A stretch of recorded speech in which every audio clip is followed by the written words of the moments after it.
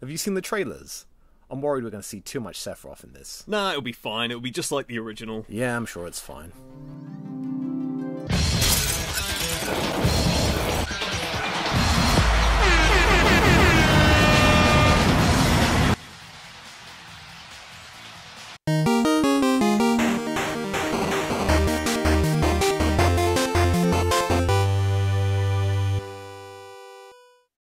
Alright, welcome to another episode of Mike Discusses. Today we're going to be discussing the Final Fantasy VII Remake, long awaited.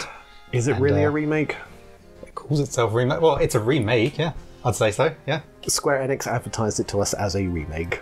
Yeah. So I guess before we go any further, we should say that there are going to be massive spoilers in this video. Immediately. Yes. Because you can't talk about it. Weirdly, you can't talk about the remake of Final Fantasy VII without spoiling it for people who haven't played the remake of Final Fantasy VII. It's weird because when they up to the release of this game, they said, "Oh, we don't want people streaming it. Don't talk about it, like, because there are big spoilers." Yeah. And I kind of scoffed at that, thinking like, "Oh, spoilers for Final Fantasy VII. The Aerith platefuls. dies." Ooh. But no, there are actually some big plot twists in this remake that kind of change everything and how you should judge this remake. But I guess if we start with the initial announcement, kind of how people were. That people's expectations for what this remake was going to be. I mean, it was announced that same E3 where the Shenmue 3 announcement was made, and the last Guardian, that legendary E3 where Sony Where everyone got what they wanted. won all the fans. But I remember that when it was announced, I specifically said, "Oh, that game's going to be huge. I'll have to split it up into multiple releases." Insert video clip here of me saying that. Very vocal about FF7. They'll have to do it across multiple games, I think. When they officially said they were going to split it up into multiple games, people seemed really shocked and surprised by that fact.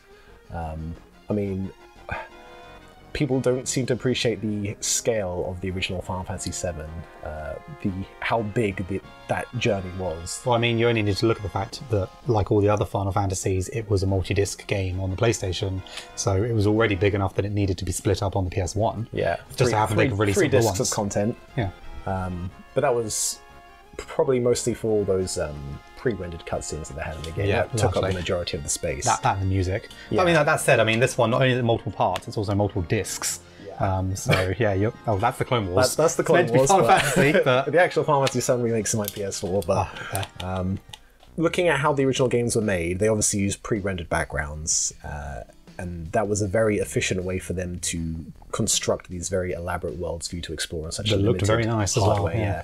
But there was such a breadth to that adventure, like you would see so many vast different locations, and having to recreate all of that with today's technology is such a huge feat that people do not understand. And expanding it. And expanding it, but also with people's expectations for it wanting to look like Advent Children visuals as well. Yeah. So I was willing to cut them some slack, and because I predicted that I thought this would be broken up, but honestly, it doesn't bother me.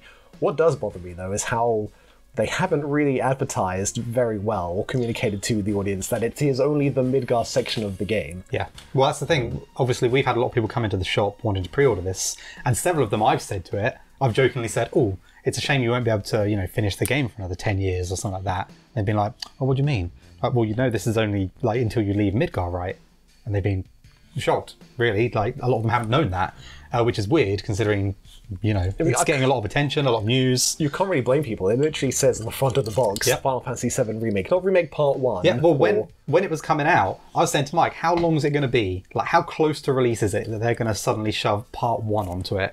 Because of all these people who are clueless about it. Sorry, continue. With all these people who are clueless about it, like, are they just going to get tricked into it and then, they're going to play the game and be like, well, where's the rest of my game? So are they going to put Part 1, like, on the boxes for release? But it's not on there. People have wanted it for so long. I mean, because you had Advent Children, and then that made people like aware, oh wow, this is how good FF7 could look. Yeah, everyone wanted it then. And then you had all the compilation side stories, some good, some bad. I think Crisis Core, the game about Zack, is probably the shining example of that extension to the story. It's got a very deep emotional story that, is actually interesting, whereas Dirge of Cerberus kind of is more in that sort of Advent Children territory where it just kind of feels like fan service at times. Yeah. But See, there was a going back to the look of this after Advent Children, didn't they do a PS3 tech demo? Didn't they? Of the opening? And again, that increased people's expectations. They were like, "Oh, it's coming." Yeah, They're making that. Surely they're going to make it. It's just like the biggest cock tease ever. Yeah. And then they made Final Fantasy 13 instead, and it's like, oh, Yeah. okay. Yeah, I've kind of lost a lot of faith in Square Enix, especially with the Final Fantasy franchise. I mean, obviously you had Sakaguchi-san working on FF 1 through 10 as like a director of sorts and helping write the story. And I don't know, I always liked Final Fantasy because of its story. And I think that's why I have so much nostalgia for Final Fantasy VII, because it's like I've played all through of the ones of that era. all the Like, ones of that fantastic. era. But I mean, because Final Fantasy 1 through 6, as good as they are, the stories are very similar to each other, I felt. Like, 4 was the first one that really started to kind of explore how stories were told in video games and kind of elevate the medium. And then 6 is like the shining example on the SNES.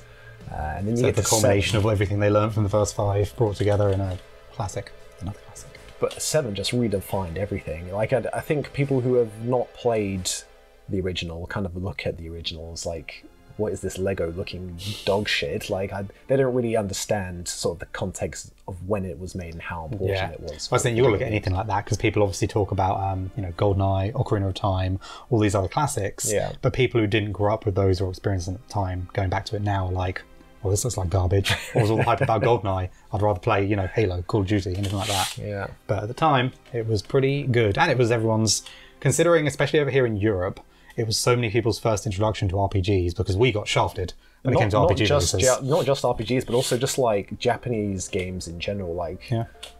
When you were young, you pick up a video game because it looks fun. You don't really think about like the development background of it when you're a kid. You just you get it because the magazines say it's good. Exactly. But then playing through it, you start to think like, wow, this is really strange. Like, why has this guy got spiky hair? Why has he got a gun for an arm? Yeah. Why does everyone have big eyes? And what is this ATB shit? Like, why am I waiting around? Why can't I attack? All these things that I'd never experienced before. Can't remember if I played Pokemon before Final Fantasy VII or FF7 first, but it was one of those two that kind of introduced me to turn-based combat. And like as a kid, I didn't really understand it, and then I kind of stuck with it because as a kid, all you've got is that one game that you've been bought, so you keep playing it. And eventually, it all started to click, and I was like, oh wow, this is kind of amazing, and the story's really good as well. And offers you a lot of time for your money. Yeah. So I don't know. As a kid, I had never played a game with such a huge narrative. That again, it's such an epic journey. But I mean, we'll talk more about the actual story of the game once we start delving into this remake. So, but yeah, fan expectations were super high. Yeah, through the roof. I mean, what would get more hype if it was announced? Half-Life 3, maybe? Shenmue 3, like... Yeah, it's probably Ocarina of Time remake, maybe? Yeah, it's probably the most hype thing you could announce. Yeah. Well, we should probably just go into spoiler territory now. Well, Nomura, who you will know from doing Kingdom Hearts, was lead writer and director. He wasn't the lead writer, but he was the director. He was one of the writers, wasn't he? I think he was credited on the writing team for it, but he was the director as well. I think it was a guy called Najima who was the lead writer, the scenario writer, but I mean, he is the director of the game. Yeah. Whatever ends up being in the remake is his responsibility. And, I gave up on Kingdom Hearts after the first game. I played a bit of the second one. And now there's, 11 games in that story? They're not even numbered, I can tell you. Mike has played through all of them. Don't tell people that. And, he still can't explain the story of Kingdom Hearts to me completely. I probably could if I had like a good 7 hours and a whiteboard. I could probably explain everything. Storytelling is definitely not Nomura's strong point. No, but unfortunately, being the director of the game, that element of his passion has definitely made its way into the remake. Yes. And it is only going to become more heavy as the future parts come out. Because you can kind of ignore it for the first parts of the game. There's little hints here and there, but as soon as you get to the ending, expect Kingdom Hearts. 終末の7秒前だがまだ間に合う Like, because with the original story, I think it was Kitase and Sakaguchi were the two who were most involved with the story. Obviously, Sakaguchi's not with Square-Enix. Kitase is working on this. I swear that I heard several times on the lead up to this being released and all the hype and everything, I swear Nomura in interviews said that not much would be changed. It would be mostly as we know it, and not many big story beats would be changed. I know he said that like a lot of the things people were worried weren't going to be in the game would be in the game, like the cross-dressing stuff. Yeah. But I do think he commented saying that it would be updated. So I seem to remember hearing that it was going to have, it was going to be updated for newer players and fans as well. It wasn't going to be everything we know because they didn't want to just release a direct remake. The level of changes, I mean, we might as well talk about it. Yeah, I think before we get into the story stuff, we should probably just talk about what. Like, I have no idea. Like, we've both played through the game from start to finish. Yeah, we haven't talked about it yet. Though. Yeah, we haven't really had a proper discussion about it with each other. But well, I'll start off. You start off. What did you think on Final Fantasy VII Remake? I think that it is a very decent 6 out of 10 game. 6 out of 10, really? 6 out of 10 game. Right. I have big issues with this game. The second half of this game. Combat, fantastic. Really fun. Looking forward to playing through it on hard and doing a lot of the arena stuff. All of the expanded areas, going through Midgard, fantastic. So much good content, all the characters, the characterization of loads of characters who are minor in previous games, and the characters we know really well. Fantastic. All the extra scenes they gave them, loads of the extra content, I loved it. All the side quests that you could get in the different sectors, sector 5, 6, fantastic. All those side quests are really good, really engaging. It's good. Best content in the game. It adds to the world building aspect. Yeah, the world building is fantastic, and the visuals, oh man. All those long shots you got of Midgar, and when you were like climbing up to the underside of the plate, and you could see like the expanse of all of the sectors and the slums everywhere, fantastic. Looking up at the plate from Midgar, Square-Enix just throwing money at the screen every second. And it looks incredible. Yeah. But all the side stuff, really good content. Going through the story, there is so much padding, and it's prevalent in the second half of the game way more. As soon as you get out of War Market for the first time and you get dumped into the sewers, half of the game at least after that is padding, and unforgivably boring. I think there's padding even before you leave War Market. Not so much of it. Not as much, but there's still a handful of it. Yeah, and there is, but it's nowhere near as like egregious as later really in gets the game. egregious when you get to that point in the game, and it's like it's kind of forgiving up to that point because it's like, what is considered padding and what is considered an extension of the story? Well, I'll tell you what isn't considered an extension of the story. Spending an hour and a half in the fucking train graveyard. I fucking hated the train graveyard so much. What did that add to the story? Oh, there's some ghosts, some playful ghosts. Who there's a lot of ghosts in this remake. Who wants to... Yeah, worst enemies in the game as well. There's sad kid ghosts, there's like time ghosts, there's fucking giant time board ghosts. In the train graveyard, like in the original game, you go through the train graveyard and you're like, oh, okay, some puzzles, moves and some trains. Oh, I can steal some ghost hands off the ghosts. These are useful. There's no boss. You literally, you go through it and it takes you 10 minutes, if that, and you might grind it a little bit. It's like 3 screens in the original game. In this one, 90 minutes and 2 boss fights. 2 boss fights. It's got nothing to do with the story. No. You fight some weird, like, chariot horseman ghost, and you fight a big ghost that's a culmination of all of the ghosts of kids who went missing and were bullying the sad kid ghost. It's so dumb. It's like, I think that's what they were trying to tell. What's even better about it, let me keep going on about this, is that your main character Cloud, useless against them. Absolutely useless. Physical attacks, can't touch them. You bounce all the time or you just miss. So Barrett as well, you didn't equip the element that they're weak against on your elemental materia. Well, fuck you then. Oh, God. Like in the original game, the train graveyard was like this weird somber moment. Because you'd been informed that we're going to destroy Sector 7. Yeah. So you had to like get there as quickly as possible. Yeah. But like, I don't know, like I said, it was just this weird kind of eerie... You heard about like the ghosts that haunted the train graveyard. You go through it and you're like, ooh. But there aren't actual ghosts like going, woo. Yeah. Like, that was so stupid. It was so dumb. It was like a part of the story that didn't need to expand, but it robs the urgency of the characters getting to where they need to be because they're playing around with fucking ghosts. And again, all of the filler sections that come to mind are like that. I wouldn't give the game 6 out of 10. I think that's way too harsh. I'd give it like an 8 out of 10. I enjoyed playing the game. Seeing these like amazing story beats recreated with like these next-gen graphics. Like my favourite part in the game is the bit where you're jumping across the rooftops with Aerith. That's good. That's such... Because there's a lot... Everything in the game is so overcharged to the max, where it's just like the original FF7 on like fucking steroids. It's just like, oh, we gotta get to here, a fucking epic boss battle. It's like, I don't know, that was just like a nice part of the game where I could actually just think and just soak in the atmosphere and the world. Yeah, breathing time is definitely low in the game. Yeah. Do you know what I mean? It's so hypercharged, isn't it? It's almost like they're afraid to do more with less.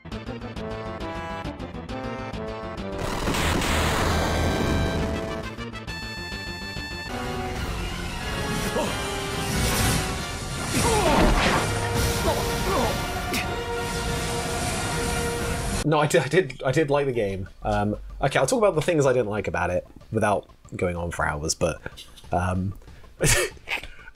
yeah, there's a lot of filler and a lot of padding, and I feel like the game should have been 10 hours shorter than it was. It ended up taking about 30 hours for me. Yeah. If it had been 20 hours, it would have been beautiful. And then like all the post-game content would have added like an extra 10, maybe 15 hours on top of that. Short and sweet. You know, if it ain't broke, don't fix it. Like, they've added so much stuff to the game that takes away from the original story that Sakaguchi had written for the original game. There are good moments of them expanding on the world, like we said. I think one of my favourite parts is when you went to Jessie's house in the top Yeah, floor, that was and you nice. found out that her father was like working on the Shinra reactors and got like, you know, Turned into a vegetable. Mako cancer. Yeah. And then you learn she writes the Gold Saucer. You know, fleshing out those characters is great, but it's those other additions that really just make me think like, oh, what could have been if they had just followed the original narrative. Remember when it was a game about saving the planet and people like loss, people dying, Yeah. saving the planet from an evil corporation. Well, that first chapter is just about like this big, like, you know, conglomerate organization just like draining the life force out of the planet. That's all you needed to know about the story at that point in the whole game.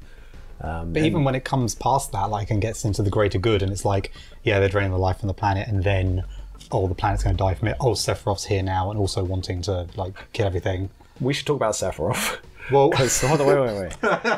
They're the fucking hell. But when the game was announced, they kept showing Sephiroth. He kept popping up like a fucking, I don't know, just like a cosplayer. Just like, oh, you're right, I'm Sephiroth. Yep. And just turning up at these really inappropriate moments where he's not ever shown in the original game.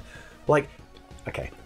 In the original game, the lead up and the reveal to Sephiroth is so fucking brilliant. Like, you Effective. can Really say effective. whatever you want about the original game, that it's got crappy graphics, you know, it's got bad translation, blah blah blah. But that original introduction of Sephiroth is handled so perfectly. Katase, when he was writing the original game, said he took massive inspiration from Jaws. He said this in an interview with Kenny Omega recently. すごい人に伝え聞く噂では、まあ、すごい存在だっていうのをこう演出したかったので、当時で言うと例えば映画の「ジョーズ」とかでもサメの映画だけどサメがすぐ出てこなくて。 When I saw him say that, I was like, so why are you fucking with it so badly? Because Sephiroth, after you blow up the first reactor, Sephiroth is just there. It's just like, yep. you're right, Cloud, it's me, Sephiroth. Remember Your Sephiroth boy. from Advent Children? Oh, okay, he's just there. Like, no cool reveal or anything. The first time you see him, it's almost like the burning rubble of that sector is like reminiscent of like what happened in Nibelheim. Which is fine. If you have to put it in there, that is a good way. But then they just don't fucking stop. He just keeps turning up all the fucking time. Do you remember the bit when Tifa shows you to your new apartment in slums and you hear that guy screaming in the back? I was like, oh, that's going to be Johnny with like constipation or something. And then Sephiroth just busts out like this. It's like, I'm going to get you, Cloud, because I'm the baddie from Final Fantasy VII. I'm just thinking like, people who have never played this game will just be like, who the fuck is this guy? He's the baddie, Mike. That was established early on. He's the bad guy. It's just like less is more. In the original game, you don't see Sephiroth until you get to Calm. That's correct, right? Yeah, you see like hints of him, and you hear bits about That's him. the hints of him. Yeah, it makes that's why his it's so reveal. good. You just see the wake of his destruction. You Oh, see, he was the hero of the war, Yeah. wasn't he? Oh, he was this great soldier, the strongest of all of them. and you hear like kids in the playground talking about how they want to grow up to be like Sephiroth. Yeah. Because in the public eye, he's like a hero soldier. And then the first proper thing you see of him is like the sword sticking out of the president's back. You get out of that prison cell, you see the blood, and it's like you've got no idea what's going on. And then you don't learn about Sephiroth until Cloud talks about his past once you escape Midgar in Calm. And the reveal of Sephiroth, like when you see him, he's just in the back of the truck with you. Yep. And because he's just like another guy as part of Shinra, and then your truck gets attacked by that dragon, and this entire time you've been doing like 150 damage, maybe 200 max, Yep. and then Sephiroth just goes 7,000 damage and just kills the dragon. It's such a brilliant way to frame his power Yep. compared to you. It was just amazing. But now it's like every time Cloud blinks, a black feather falls down. And it's just like like echoing. It's like, oh my god. When the game opens, there's like you hear One Winged Angel woven into that amazing like intro theme. Yep. It's like it's making me sick. It's like, oh my god.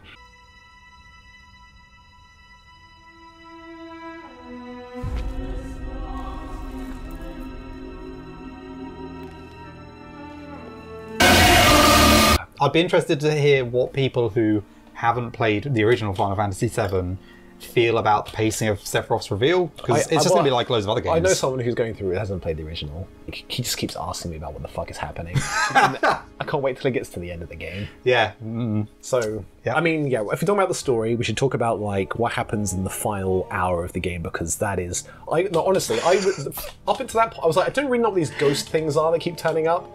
Did you get an inkling at any point of what was happening with them? When my first inkling of what Nomura was planning was when Cloud has the flashback, the flash forward of Aerith's death. It was confusing, and I started suspecting that something was up. It was before the drum. I made a comment whilst playing that, like, wow, all these ghosts just keep appearing whenever something that's not meant to happen is about to happen. But, I mean, and they stop it. we should say for people who haven't played it, that is the biggest change to the story. It seems like everything is following the main story that was in the original game, but every so often these weird ghost things keep... The Whispers of Arbiters Fate? of Fate, I think is what No, they're the called. Arbiter was the big one. They're called the Whispers. The ghosts. Yeah, the Whispers of Fate, the Watchers, I think it's the Whispers of Fate. Yeah. They look keep like- showing up constantly. They look like the things from Harry Potter. Yeah, they're Dementors. They literally look just like Dementors. Yeah. And they're really annoying to fight, which you're forced to do on several occasions, and they're ghosts. Yeah. But that's the thing, because it's jarring. It clashes so much with the original narrative of the story, especially when they turn up in the Sector 7 slums, and they're fighting off like armies of them. Yeah. They're like a last stand, like, Jesse! And then they just disappear. It's like, I wonder what that was. Must have been a Shinra trick. Lol. Yeah. Anyway, let's go blow up that reactor. Yep. And it's like, no one seems to care or is worried about what's happening. Like, Well, the characters in game pretty much ignore them. They just treat them like any other enemy, like despite the weird shit they're pulling. yeah. But yeah, they are ghosts who are there from another dimension, we think, or another timeline. And I think it's the planet's way of ensuring that the future plays out as intended. But I don't know though, because the Sephiroth It's so vague. Sephiroth, who we see, the reason we're seeing him so early and having all the flash forwards are because he is a Sephiroth from after the events of the compilation. Well, it's never specifically stated. I got the impression that Sephiroth had knowledge of future events because he's found some method of coming back in time. Tetsuya Nomura, who we've mentioned as the director, he introduced a story element like this into Kingdom Hearts, because Kingdom Hearts wasn't confusing enough, we needed time travel. But in Kingdom Hearts, I think it's Xehanort finds a way to travel back in time to a point, so long as his body is there, he can travel back in time. Yep. And I think there's a similar thing going on in here, where Sephiroth can go back in time to an earlier version of himself and try and correct what happens. But that doesn't sound correct, because an earlier version of himself would still be doing whatever it's doing in the timeline naturally. No, but he retains the knowledge of what happened. Yeah, in the but I future. mean, like an earlier version of himself, like, you know, he was never in Sector 7 just after blowing up the first reactor. No, but because actual Sephiroth is in the Northern Crater, right? Yeah. And all the versions of Sephiroth that because even in the original game there are other versions Yeah, of Sephiroth. they're not him. They're like, he's able to manifest himself in subjects with Genova cells, I think. Yeah, it's all the failed ones, the Black Cloak Because you've even guys. seen that in the remake, Yeah, the don't ones you? with the tattoos on.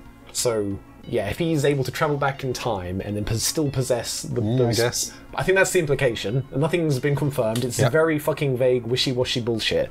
But regardless of the fact, it takes away from what the core story was about. Well, in fact, we've been talking about this. We haven't even... At the end of the game, you get to the end of the game, and when you're about to leave Midgar in the original game, when you do the battle on after the bike segment, instead of leaving Midgar and having your nice little talk, we're going to go on this adventure out into the thing, Sephiroth appears and opens up a portal to another dimension. It's to the void, I think they call it, and Aerith cleanses it, and you all walk through it, and then you engage in a load of Advent Children fan service battles where Cloud's jumping between buildings and fighting Sephiroth. And then the big giant ghost, the Arbiter of Fate, giant ghost. He sends smaller ghosts, one with a sword, one with fists, and one with a gun, which seems a bit like your party, to fight you, and you have to defeat them 5 times, and then the ghosts are like trying to ensure that destiny continues along its predetermined path, and then Sephiroth is trying to change it because he wants the future to be a different way. Yeah. Which, does that not come off to you as the ghosts are us who have played the old games. Yeah, there's a who want the meta-narrative, remake, sure, yeah. and then Sephiroth is Nomura, who wants to change it all. So what happens in the story is fucking bullshit. But I think the reason they have done this is because they do not... I think the monumental task of remaking the original game in its entirety with what they've had to go through for just this Midgar section alone is too much for them. So I think that they have course corrected to try and make things simpler and easier for them, which is fine, but... I don't think that's the reason. No, I do think that's the reason. I don't think I that's think the that is reason. the reason. Because, like, again, think about how much money has been thrown into just this such a small part of the game. Like, and they could have done it perfectly if they didn't have any of this ghost bullshit in there, and it just ended like... I would have, like, applauded at this game. I would have thought, wow, they've done the impossible. But then again, that's just such a... It's like 10% to the finish line. I wouldn't have trusted the person who crafted the Kingdom Hearts story to want to do a low, boring story about some people saving a planet. Like, all this time travel-y, interdimensional rubbish seems exactly the kind of thing I'd expect from someone who made the Kingdom Hearts story and continued to tinker and add to that over the course of like 5 consoles and 11 games, and now it's at the point where you could write like a thesis on it and probably still not explain everything because it can all be taken in so many ways, and it's just a mess. And yeah, I just think he couldn't keep his hands off. I don't think it's necessarily just because it would have been difficult to make all the other games. Nomura didn't even know he was the director until Katase told the press. Really? Yeah, that is very fucking strange. Well, that's another reason then. And then suddenly he's like, "Oh, I've got to do something." I don't... Gets out his rejected Kingdom Hearts notes, like, oh, what have I got left? What have I got left? The original Final Fantasy VII will be around forever, you know, and whatever they do with this will not affect how much I love that game. If they want to do things differently, I'm okay with that, but only if the different is actually engaging and interesting. Like you said, I cannot like look past the fact this just feels like a big giant middle finger to like people who love the original. Because if you want to do things differently, that's fine, but you don't have to go about doing it in such a weird, vague way that just like derails the entire narrative that was established in the first like 20 hours of the game. I really think it's lazy and uninteresting to go the route of... I wouldn't say it's lazy or uninteresting, because it is interesting. Like, the balls that you need to do this. I think specifically going the route of, here are some ghosts, they can travel through time, alternate timelines, ultimate universes, is a really boring and uninteresting trope. Yeah. Like, it doesn't give you, like, you know, it's like, oh, look at all this mystery. It's like, well, of course it's mystery, because you can literally do anything, and it's so boring and... I don't like it. Again, because it's so vague, like, people can time travel now. You see an instance where, like, Zack survives. The ghosts bring back Barrett from the dead, right? Yep. It's like, okay, so characters can't die anymore. Yeah. Wedge, his fate is ambiguous. It's yeah. You don't know if he's alive or dead. Wedge was brought back from usual death and is alive. Yeah. I would bet you Jessie's alive. I bet you she'll be back in the next one. Because they characterized her so much, and why, you know, they brought Biggs back, and they brought Wedge back, so Jessie's going to make it back. The way that Jessie died as well, I know you grew more attached to her in this remake, but she dies before the plate even falls. Yeah. And it's like, I don't know, like, I preferred it in the original when the plate falls and you're like, oh fuck, well, everyone is dead. Everything has just been wiped. Yeah. But they have like this played out long melodramatic speech. How do you feel about Cloud, that? Like, oh, I'm so glad my last words were to you, Cloud. And then like 5 minutes of her just like giving her life story. And it's like, No, I preferred how it was in the original. Yeah, where it was just like... Again, that's another example of how everything is just stretched out and just like expanded where it doesn't need to be. That arrogance, like, I can tell a better story than Sakaguchi ever could. Yep. It's like, with your track record, really? Fucking hell, it's... Like, we shout on this game a lot, but... Wait, I've got one more thing to do. If we're going to go that, how did you feel about that great new character and large side plot for Leslie? Do you give a shit about Leslie's story? No.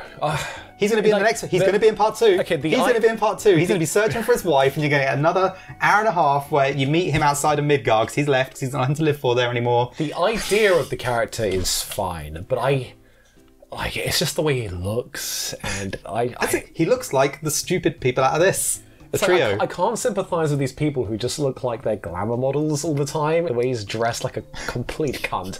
I just fucking hate him. Did you love as well how for the entire time you see him until the end, he's playing himself out as this badass, like, Bill, you don't want to fight me, it's not going to end well.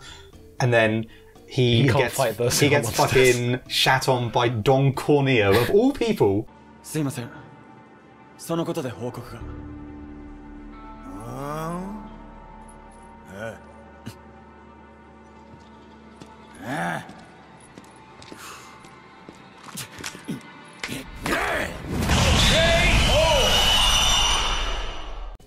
Great. What a cool guy you are. Don Corneo was great, though. Yeah, he was great. He was fantastic in we this should talk about game. the stuff we do actually like about the game. Yeah, because there is a lot of it. Yeah. Again, I was in love with this game until the final hour. You were saying how you thought it should be like 10 hours shorter on the story. I agree. Cut out all of the stupid dungeons that wasted people's time, and then... But that Leslie thing, if it was a side quest... Yeah, cut out all the dungeons that waste people's time. The side quests in this game, when you go to places and then you get like, 3 or 6 side quests to do in each area and you keep coming back and more unlock, the time they spent making like all these, the train graveyard, that could have been a side quest. Yeah. Oh, there's some kids have gone missing. It would have been a more appropriate time for it. Some kids have gone missing in the train graveyard and we want you to investigate it if you want to, and you get the key to the train graveyard and you go into the train graveyard, then you get your stupid ghost battles because you chose to. And it's not taken away from the game, you still get the same playtime out of the game if you want to do the side quests, but you're not forced to do this pointless busy work that is nothing to do with the plot and is just frustrating. It is frustrating. The train graveyard, I hate it. It kept going on and on. And it's like, I'm almost at the finish, I can see the pillar, and then Aerith gets taken away. Yeah. It's like... It's so bad because you get to the first big boss ghost in there and you beat it and you're like, finally I'm done, and then you leave and then another one appears and you're like, those ghosts take forever to kill. I guess. Okay, before we talk about the stuff we like, again, something I really hate about the game is 8 out of 10. It's like the enemies are just got so much health. It just feels like a way to Spongy. artificially extend the length of the game. The bosses especially. That fucking Hell House, I didn't have any of the material to weaken it. I was in that fight for 45 minutes. 45 minutes! Yep, that's how I felt about the ghosts. I was the same thing. Those ghosts, I was just sat there like, this is fun. Square, square, square, square. Oh, Cloud doesn't do any damage, cool. The stagger mechanic is taken from Final Fantasy XIII, a game Katase worked on. I think that's something he conceptualized, but it's a really weird mechanic because I can both love it and I hate it. Like, I love it when an enemy is staggered. It's like, now get all your fucking damage in, save up all your meter, and just like unload on the enemy. But there are so many instances where like the AI just aren't reacting to the fact that an enemy is staggered, or like you get hit or stunned, Yep. and then the stagger gauge just disappears, and then you've got to just get and build up that stagger gauge again before they get staggered. And The biggest criminal thing about that stagger gauge, I don't know if it's set like this or if it's just like bad luck on my playthrough, but it happened really often, is I'll be fighting a boss and it would be at like almost full stagger, or I'd stagger it, cutscene, comes back, no stagger. It's like, nice.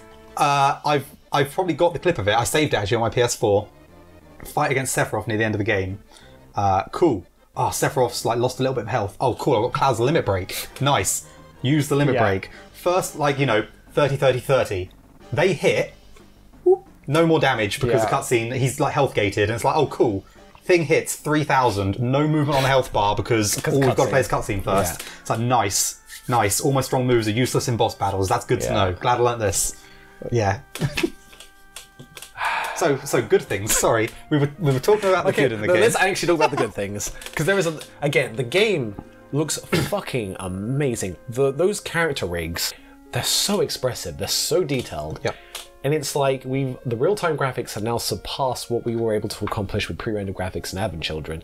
The way Aerith expresses herself, and in Barrett even, it's just like... Barrett's great. I love Barrett in this game. Great. Didn't feel too much about him in the original, but in this one, more Barrett. There's a bit that I loved fantastic. On the highway chase at the end, which is a fucking amazing section.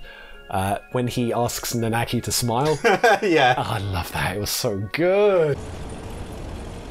お前笑ったりするのか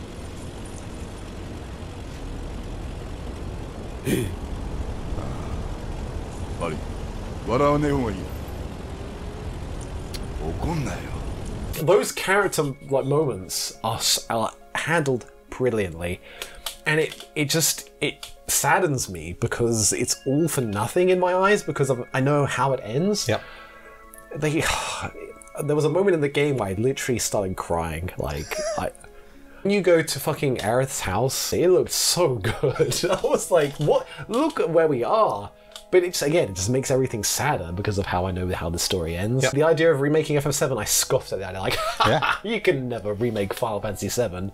But it was happening as I was playing through the game. I was like seeing it unfold before my very eyes. Like, there's a bit in the game where you see Scarlet on that big monitor in the slums. Kicks over the cameraman. And it's like the production values of it. Like, you've got all these people looking at the screen and she's so expressive and she's so charismatic and it's all happening in real time. You were saying about all the character rigs, like all the characters, all the main cast, fantastic. Perfect. My favourite... Oh, it's tough actually. One of my favourite... I love the look of Hojo. He is so slimy and expressive. Is so creepy. Yeah, he's so creepy. He pulls such good facial expressions. He looks amazing. そうだ。母親に会いたくはないか。と言っても、顕微鏡越しだがね。大切な個体を回収していないわけがないだろう。隅々まで調べさせてもらったよ。毛髪、皮膚から内臓、骨の一辺に至るまで。やはり古代種は素晴らしい。I could not think of a better look for him. Heidegger looks fantastic. Palmer is so funny. Yeah. Did you see him in the honeybee? Yeah, being chased by the bee with the giant syringe. Obviously, there were some parts missing from the honeybee, but I think they did a good job with the honeybee. Again, it was like my main concern was like, are they going to strip the humor from the game? But the honeybee was excellent. Yep, like fantastic. All that stuff, like dressing up and stuff with Don Kineo.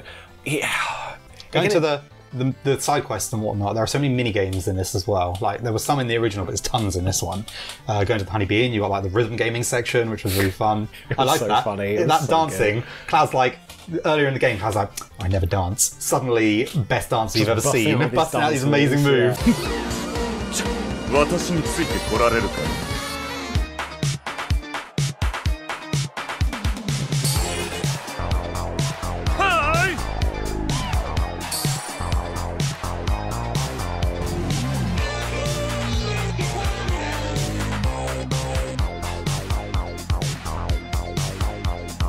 Just like, I can't help but think like what bro gamers buying this hardcore realistic FF7 remake and getting to the honeybee inn, and I just think it's amazing. It's so good. It doesn't hold back. Nope. It's so good. And Aerith is there just like clapping. Yep, clapping along, really loving it.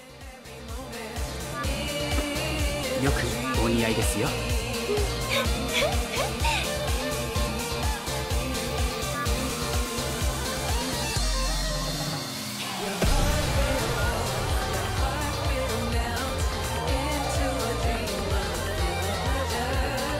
Again, there is a lot to like in this remake. Yep. But it's the fucking story! They just fucked it up so... Oh, fuck! Like, it's so close to being perfect. Like, it's like 95% there. Yeah, it's right, okay, it reminds up until me... the return to War Market. Yeah. That's when it really goes downhill. I loved going up the plate. Like, after leaving War Market for the second time, going up the plate, I liked that. It was interesting enough. The battles were fine, and like I liked the views were fantastic and spectacular. I love that part in the original game where you're just like the dun, dun, dun, dun, dun, and you're seeing all that graffiti, like you know, fuck the government basically, and you're climbing up all these like derailed trains and stuff. All the cables hanging down. But in this version, it's again hypercharged, and the fucking boss is chasing you. There's bullets everywhere. I think that was one of the better dungeons. I really hated that. But section. Then you get to the top of it. And it's like, I like the little jokes about like, oh, we could go through the back entrance, like, you know, up the stairs. Oh, we could take a frontal assault on that. Did you take the stairs? No, because it's like, oh, we could take a frontal assault. You can't take the stairs, can you? I took the fucking stairs. I didn't know you could. You have to... It was so good. You have to walk up all fucking 60 floors. And it takes 20 minutes. I thought that was because when you get there, Barrett's like, I think we should do a frontal attack. And everyone laughs at him. You can take the stairs. And then they're like, oh, we should take the back entrance. I thought that... they were making a joke about it and you couldn't do it. I didn't realise you could. I'll tell you how it plays out and you tell me how the other thing plays out. But it makes it, it's really weird because like the field of view is like extended. I guess it was to prevent any motion sickness, because you're just seeing the camera do this, and Barrett's fat ass can't handle it, and he's like commenting like, I can't do this cloud. That's in the original he does it, doesn't he? Yeah. Every like 10, he's like, wait, give me a second. Oh. But it was just so comedic, because he's just like gasping for air, and Tifa's like, because it shows you who's first, who's second, who's third. I don't know if it's possible to get first. I got second place. Yeah. But yeah, I don't know how long it took, like maybe 15 minutes. But I'm going to be doing that on my I thought that playthrough was again. amazing, and the music as well, because like the more you do it, all the sound kind of distorts as you're like going man. up and up. But yeah, what happens if you take the? I didn't know you could do that. Yeah. I took the elevator and you just go Is up. it like the original game where you Stop every few floors. Okay. At one floor, like you fight on like one floor, you fight on another floor, and then you get to the next one and it opens. Everyone's standing there like ready. Cloud's got his sword out. The doors open and Cloud goes, "Whoa," and you see like this scientist on the other side. This woman, middle-aged woman scientist. She's there. The sword's just like in her face, and they're just like. They like repel it and then the doors just close and they continue going up and she's just there like scared. When you meet the mayor, he must say something different to you because he commented on going up. He's like, oh, that accountant on the 64th floor, you scared. It's like you made quite a ruckus coming up here, scared that accountant on the 64th floor or whatever, 54th floor. So that was a change I appreciated, was finding out the mayor was actually part of Avalanche. I thought it was quite cool. There's a lot of stuff with Avalanche that's expanded. Like you find out that there's a HQ with all these people, divisions they can send there's in. that bit earlier in the game where you're topside and you get rescued, saved by those Avalanche members. I don't know if that's some sort of connection to like Before Crisis or something, because that's the only part of the completion I've not played. But I know that expanded on Avalanche.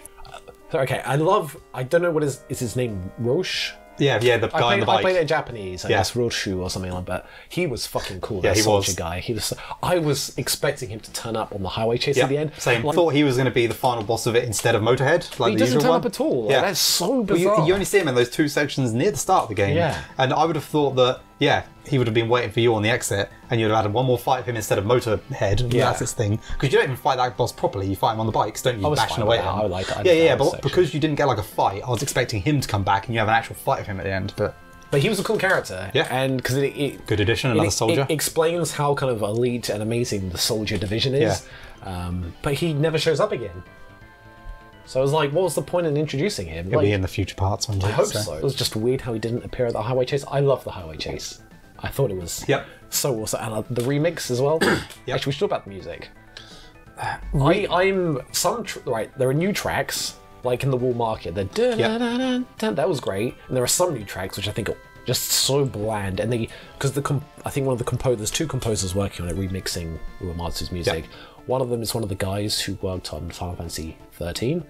And that soundtrack is very different from what Uematsu does, where it's less about the melody and more kind of just like about the percussion and just the instruments used. Yeah, when I think of like Final Fantasy XIII battle and boss music, that's very much like that. Yeah, and it's more just like it's not hummable. movie. It's more like movie-like. Yeah, it's not hummable. It's just like an experience around you that's driving you on. Yeah, and I feel like his involvement kind of diluted those themes a little bit because it's, like I said, less melodic and it's just kind of, I'll not say generic, but because I only learned about this recently, but there's like a soundtrack system implemented into battles where there are like 3 different versions of the tune playing at the same time, and depending on what you're doing, it will like switch between the tracks. Oh, okay. So they're doing interesting things with the soundtrack, but I do feel like a lot of the classic tunes were diluted or remixed in a way that I didn't really appreciate. Like there are so many jazz versions. I liked a lot of the remixes of the old stuff. I loved finding like a Potion and Music Machine and being like, oh, what's here now? Yeah. There was one, Hip Hop de Chocobo. Oh, it's so good.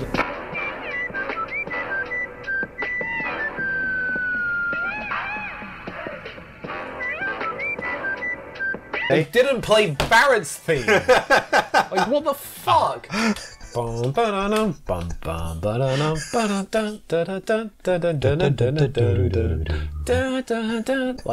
the fuck not? We'll get that when we see the flashbacks of Dine and Coral Prison. Who? Why does Barrett have a white daughter? Oh yeah, I guess that's never going to be explained until like part 3 of the remake. I've seen people rebuild comment collection, on that, and it's it's interesting. Yeah. I'm so interested in what new people think going into this who've never played the original. We both know people who are like that. So. People are going to like it for the wrong reasons. They're going to love all the fancy choreography, the Bishonen characters, and the sick action. They're going to love the Advent Children blood that runs through this game. You don't like Advent Children, do you? It's when I first saw it, I liked it mostly for the impressive visuals and the action. It came out when I was a lot younger and a lot more focused on that than other things. Didn't really like the story. What's the thing everyone's got? The disease? Geostigma. Yeah, sure. Everyone's now getting sick from the polluted lifeblood or whatever it was. I really liked that film when I was younger. Well, that's it. The action is very well done. Yeah, but that's what this movie is. It's just an action movie with Final Fantasy But I think people. they did a good job with the remake implementing that kind of style of fighting into, the game. Like to a point. Again, I've got issues. Again, we talked about this earlier. Yeah, the Advent Children fighting, where everyone is jumping between buildings and slicing skyscrapers in half. Yeah. The Dragon Ball Z fights, it's it all looks very well. It's a good spectacle. You see a lot of it in the last portion of the game, in the Void or the Nether or whatever it's called. But you see that, and it's cool. Okay, Cloud can jump 200 feet into the air and slice buildings in half. I'm going through the sewers, and I need to, put up a little bridge to get over this 4-meter gap? Okay, yeah, Aerith and Tifa can't jump it, but, Cloud can lift huge things. He's a soldier. Okay, cool, get on my arms, jump, done. Oh, I remember when I was on top of under the plate, as you were saying, there's a materia teased on a bit that falls away. It's cool, Cloud, jump over. I'm in the drum. Oh, there's the middle bit where all the switches are. We all need to get there, cool. Circuitous puzzles around the side. Cloud, there's no roof here. Jump over. Just go and flip those switches. I see. It's he can do it. It happens early in the game. He did it in the first reactor when the bridge falls, and he jumps up, and Jesse's that was cool. For the rest of the game, he's helpless. He just suddenly can't do it when needed, when it would be convenient for the situation outside of a cutscene. The game would have greatly benefited from a jump button. Yeah, because there are so many ladders that you climb. Yeah, that's not even the worst part. It could have benefited from a jump button because half the enemies in the game fly. So what do you think about, before we get into that, the combat? Fantastic. I think the combat is awesome. Combat is one of the best things in the game. The only problem I have with the game is that the enemies have too much health. Yeah.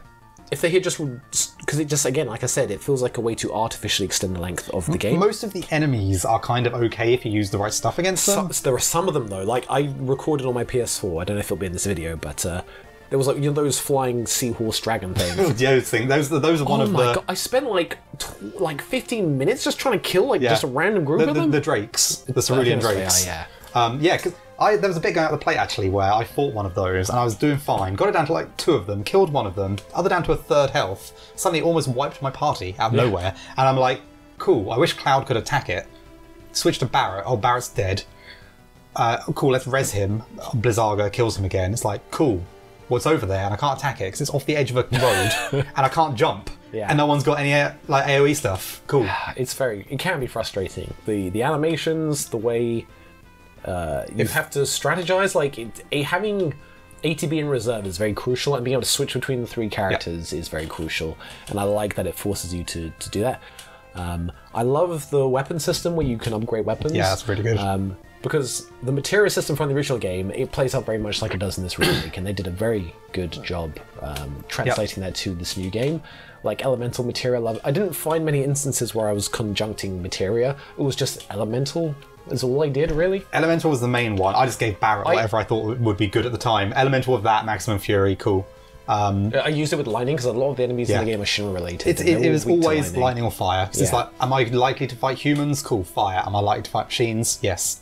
Lightning. See, I was switching out materia a lot because I just wanted to level up as much as I could. Yeah. There's a cool thing when you beat the game, you can go back and you retain all that materia and you can just replay chapters willy-nilly. Yeah. I think it'd be really cool to try min-max as much as you can for the sequel. Yeah. If we want to play Providing the sequel. it works like that, yeah. We will obviously play the sequel, but with a tinge of disappointment. Battle system is a big thumbs up, yeah? Apart from battle system, yes.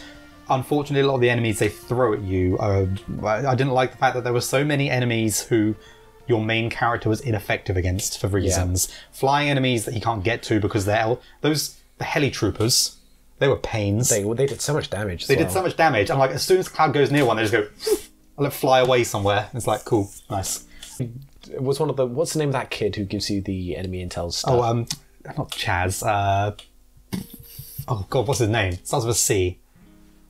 All these new memorable characters that Yeah. they added to the remake. I laugh every time. It starts with a C. It's Chadley? like Chadley. That's it. that his Yeah, name? Chadley. Yeah. Sounds like a Yu-Gi-Oh dub name. Okay, what is he wearing? What is that thing on his shoulder? I thought it was just like a squirrel or Yeah, something. and he's got like a Dragon Ball Z Scouter on. I hated that character. Yeah, That again, he was laughable. It's such a clear, like the idea and the concept of the character of like, you know, it's great. Like, You've got your man on the inside. functionality of that NPC. The Shinra research and development guy on the inside. It's like, Just yeah, the he's like way a he he's like a looks. 10-year-old kid. He looks like that kid from FF13.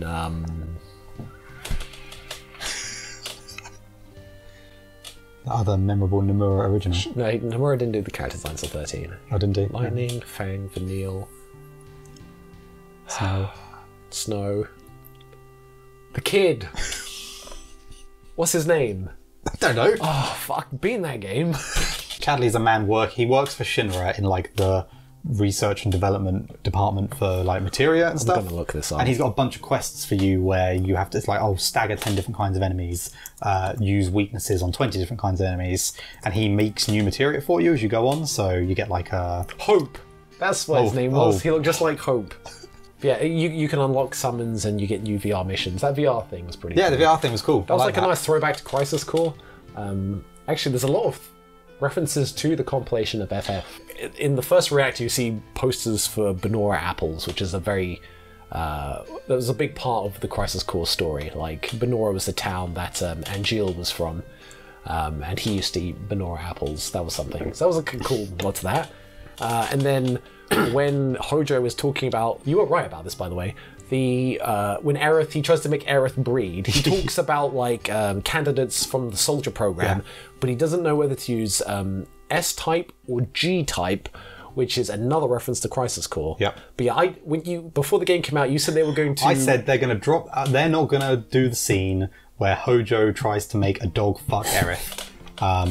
I didn't think that was going to be suitable for 2020 high-def Final Fantasy Remake, and it wasn't. No. You know, they keep in the cross-dressing bit, but they missed the almost And again, that's implied a good example bestiality. of a change that should be made, because that was just bizarre. Yeah, it was weird. It was the inspiration for many doujinshi, I'm sure. But yeah, that was a change that, again, there are a lot of changes that they made to the story, subtle changes that I think are great. There was, I was told that one of the other characters who's brought in from the compilation, Kiri, you know, when you go back to Sector 5 after the events of the second thing, and there's that news girl. She's from the compilation? She's from a side story, I was told. There's a story involved in the compilation universe, like the forgotten children of... The one with Denzel. I haven't seen this story. Do you remember Denzel? That name rings a bell, but no. You must know who Denzel The is. name really rings a bell, but... Go on, bring me a picture of Denzel, let's see him. Okay. He looks really familiar. So that news reporter lady... Look up Kiri. How the Kyrie, I Wait. think. Kiri FF7 Remake. So in FF7 Remake, she's 17, and then she's 19 in something called The Kids Are All The kids are alright, that's it. Yeah. Is that like a An novel? Offspring song. The Kids Are Alright. Yeah. It's another piece of compilation media. The Kids Are Alright. Guess that's one I need to add to the collection. Let me just look this up. Sorry, 1 second. The Kids Are Alright. The Kids Are Alright? Who gives a fuck about the kids? Yeah, Turk's side story, there we are. Wait, the fuck is this from? Wait, I thought this was a new character. Fucking hell. Right, FF7, the kids alright. FF7, the kids are alright. A Turk's side story, originally published in Japan as Final Fantasy VII Lateral Biography. Fuck this game. Fuck Nomura. I don't care about any of this. I just want a faithful adaptation of Final Fantasy VII, and they didn't provide that for me. I said the story is just where it's the larger scope they've taken. It's no good to just have some people working together to save the planet from a threat now. We have to save the mechanisms of destiny and preserve or change the timeline. I'm not sure. I was unclear as to what they wanted. When it got to it, I'd probably have to play through that ending again, but I was really unclear as to whether they were fighting to change destiny or to make destiny continue as normal. So, As soon as Sephiroth starts changing what happened in the past, when Cloud is escaping... Leaving the city. Yeah. Yep. And because of that, it delays his encounter with Aerith. Yep. So that's when those ghosts start fucking with her, so that she still meets Cloud. So because Sephiroth starts making these changes, then he sees these ghosts fucking shit up, and that's when he realizes he needs to destroy them. But he can't do that himself. Well, no, but here's the thing, though. It's like, I don't think he necessarily went back then to... If he was going back then to stop Cloud meeting Aerith, why did he not just, like, kill her? Right. Or cut a building in half to fucking make that fall down? Because he can clearly kill Barrett. Yeah. But he can do a lot. Yeah, I know. There's a lot of plot holes in this, don't get me wrong. Well, no, we don't know that, though, because we don't know the plot. There may be reasons for this, but they're not explained in this game. No. But I think the idea is that Sephiroth manipulated Cloud to kill this Destiny God, so that he can now prevent what happened in the original game from happening. That's the thing, like, I will probably play the sequel because I did like this game. I'll be interested to see what they do with it. I can't see myself enjoying the story or being attached because anything can happen. Like, you think about Sephiroth coming back in this game. We haven't talked about the final fight with Sephiroth. It's such masturbatory fan service. It's this fight. It is, yeah. It's literally that fight. You're fighting on crumbling, falling buildings, and you're getting, every so often, you'll have an attack you can't properly block where you get knocked to another building, and then Cloud will chop a skyscraper in half, and... You gotta think, like, Cloud has fought Sephiroth, like, once in the Nibelheim Reactor, once in the original game, then he came back in Advent Children, and now he's come back in this, because technically this is a sequel. He's come back in this after probably already living all of these. It's like he's fought him 4 times. Yeah. It's like people think Emperor Palpatine coming back is the worst thing in the world. This motherfucker's come back 4 times. I don't care. Like, I kill him, it won't mean anything. When I defeat Sephiroth at the end of this trilogy, or however many games it's going to be, I don't care. Because he's just going to come back. Like, I just don't care. I do not care. They've ruined the story, Mike. They've ruined it. Like, yeah, the game's good, I have fun with it, but you can't say that, you can't defend what they've done with the story. No, it's fucked. They fucking ruined it. I'm not going to defend it. I don't like what they've done with the story either, and I think it's such so a unnecessary. cop-out. It really has made me, like, so like, you can call me like a whingy, demanding fanboy, whatever, like, he perceives me with his meta-narrative bollocks, but like, he subverted your expectations, Mike. I love this game because of its story. Yeah.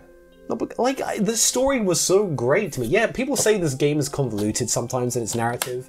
It's mostly regarding stuff with, like, the Genova Project. The story's so convoluted in its narrative. Yeah, okay. Yeah, I'm going to take that comment back, I hope, but it was just, again, the Midgard chapter was so simple. It's just about a ragtag bunch of people getting together and taking down the Shinra company and slowly learning of a greater threat, which is something that is done with the previous Final Fantasy games. It's always like, who you think is the big bad isn't the big bad, and it's slowly dished out over the course of the game, but...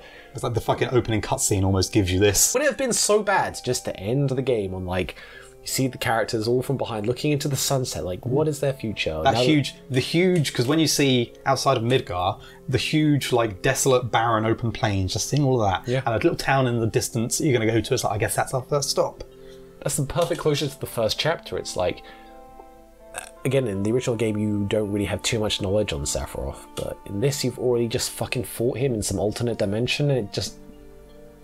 I'm surprised that in that battle with him... It's the lack of restraint. Yeah, I'm honestly surprised that in that battle with him, he used Octoslash on you. I'm so surprised they didn't make you use Omnislash on him and give it you. Limit break goes up, Omnislash. I was expecting it. I thought it was going to be in there. I was like, it's gone so far already. Like, they're not going to hold back. They're going to do it. But yeah, if they tell an entirely different story, it could be interesting. But I'm telling you, it won't. Yeah, I'm interested to see where it goes, and I'll still continue to play the games as they come out to see what goes on. But obviously, we're not now going to be playing Final Fantasy VII. We're going to be playing, like, Nomura's Final Fantasy VII fan fiction game. It's very similar to high production value. It's very similar to the rebuild of Evangelion movies, where the rebuild of Final Fantasy VII. You were kind of lulled into this idea that it was a remake of the original story, but then it starts to deviate and takes massive differences in the original story. I think I've said all there is to say, really. I mean, the game itself is fun to play. It's got good music, the visuals are fantastic, but I really disagree with some of the decisions made with the story, and I think we both agree on that. Yeah, The game is fantastic in so many elements, but unfortunately it's being directed by the guy who wrote the story for Kingdom Hearts, and if you can't see what that means for the greater next coming works of this, then I don't know what to tell you, because what more do you need to say? The guy who wrote Kingdom Hearts is making these games. You know where the story's going to go. He's rewriting them and thinking that he can tell a better story.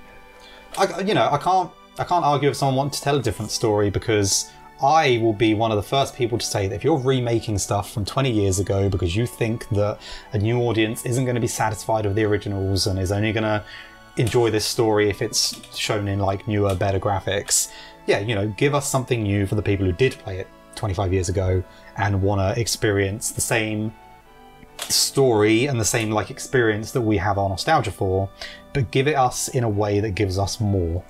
Oh, well, it is what it is. We'll always have the original anyway. Well, real question, who would you rather have directing this, Nomura or Ryan Johnson? I went with the assumption Ryan Johnson's played the original. If the real question is, do I prefer The Last Jedi or Final Fantasy VII Remake, I think I prefer The Last Jedi, honestly. Because at least...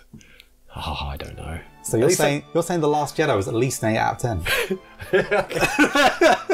Anyway, we'll leave it at that, so... Fuck you, Tetsuya Nomura. Long live Kingdom Hearts. Long live Sakaguchi. Right. We're done here. Let's go back out into the awful world that awaits us. Wait, Mike, before you go, don't forget your emergency Final Fantasy VII rations.